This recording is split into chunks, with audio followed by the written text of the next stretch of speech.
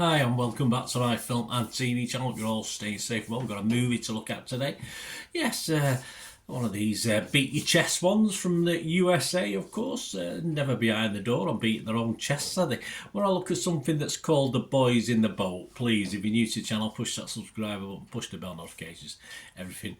Film and TV, reviews like this, information vlogs, lots of different things. Even the odd thing beating our chests for a British thing, but we seem to play ourselves down more than up, don't we? But that's just our trait, I suppose. So join us and please leave us your comments. Great what you think about this film or anything to do with film and TV, and I will respond or give you a thumbs up. And if you can give me a thumbs up for this vlog, guys, beat your chest, give me a thumbs up, it'd be much appreciated.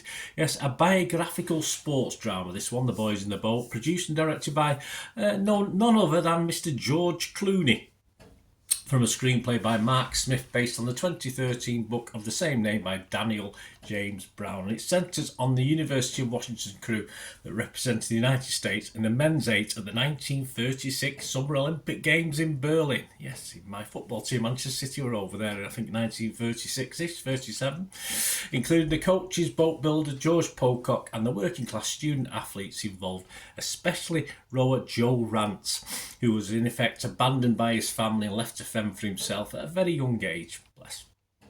The Great Depression times, of course. Stars Joel Edgerton as coach Al Ulbrichtson Sr. and Callum Turner as rower Joe Rance, and was released by Amazon MGM in the US on December the 25th, Christmas Day. So for some of you must have gone out on Christmas Day and watched it. Odd day to watch a film, but there's no accounting for taste, is there? All these scores are at the 8th of February 2024, 10 a.m. UK time. Rotten Tomatoes, only a 58% positivity. That's not great. 161 critics. Average rating of just 5.8 out of 10. That's 87 fresh and 64 rotten. The consensus: The Boys in the Boat tells its inspirational true story with heart and solid craftsmanship, but director George Clooney's solidly traditional approach prevents it from leaving much of an impact. Okay, I didn't like it so much. Metacritic, their average is 54 out of 100, so even less, based on 35 critics. 13 were positive, 18 were mixed, and 4 were negative. Total Film Kate Stables gave it 60 and said any attempt at Chariots of Fire style emotional intensity is tanked, however, by Callum Turner's unhelpfully laconic low-key performance. It's funny how opinions differ, isn't it? Kate Stables, let's go over to what Helen O'Hara thought of Mr. Turner's performance. She gave it 60 for Empire magazine. She said it's an exceptionally filmed and occasionally clunky, but this is a gently heartwarming underdog story, and Turner shows real star power in the lead role. There you go. It's amazing how different people see different things. I agree with Helen on this. I thought it was very, very good. Laid back, just very good, understated, bit like the film. Rotten Tomatoes audience, though, they liked it a lot more. 97% positivity. Sod the critics. What does the public think? 4.7 out of 5. That's all good.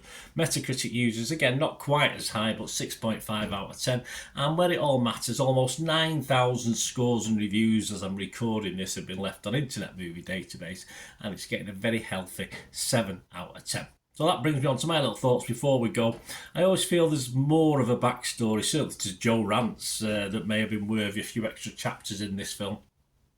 They have broke up the sort of film nicely from just the rowing action, which is fine, but a bit more of a build on the characters may have made a bit more interesting movie for me. As it is, the many interesting characters will sort of left knowing very little about any of them, which is a great shame. But within a 2-hour film, there's got to be obvious limitations. But for me, some of the poorer scores from the critics especially, a little unfair. It's a good watch with the flaws already mentioned. There's little edge to the film. There is little edge to the film. Just really an old-fashioned style biopic that has the style of the old black and white efforts of its genre. No fancy ideas from Clooney on this one. A little tame, perhaps, for many. I mean, when you consider we had the Great Depression and Germany 1936 links. So yeah, I think Clooney played it a little bit safe with this. but it flows nicely, pleasing on the eye, and as I said, the lead actor in particular, I thought was a good, laid back watch. So it's no Chariots of Fire, guys, but I did like it. So my scores are going to be fresh Rotten Tomatoes, going to be positive Metacritic, and I will give this a nice round 6.5 out of 10. Let me know what you think, guys. Great to hear your opinions. Say there's no bells and whistles with this one, just straightforward, quick storytelling, as quick as you can be within 2 hours. So let me know what you thought. It'd be great to hear from you. Till we meet again, last one thing, please stay safe, everyone. Bye for now.